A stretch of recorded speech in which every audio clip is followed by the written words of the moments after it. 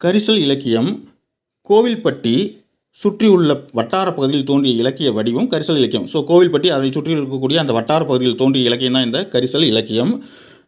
காய்ந்தும் பெய்தும் கெடுக்கிற மலையை சார்ந்து வாழ்கிற மானாவாரி மனிதர்களின் வாழ்க்கையை சொல்லும் இலக்கியம். மானாவாரி அந்த சார்ந்து வாழக்கூடிய அந்த மனிதர்களுடைய வாழ்க்கையை சொல்லக்கூடிய இலக்கியம் தான் இந்த கரிசல் இலக்கியம். கரிசல் மண்ணின் படைப்பாளி கு. அழகிரிசாமி.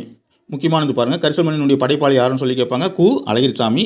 கி. ராஜநாராயணனுக்கு முன் எழுதத் தொடங்கியவர். கி. ராஜநாராயணனுக்கு முன் எழுதிய தொடங்கியவர் இந்த கரிசல் மண்ணை பற்றி யார் அப்படின்னு சொல்லி கேட்பாங்க. கு. அழகிரிசாமி.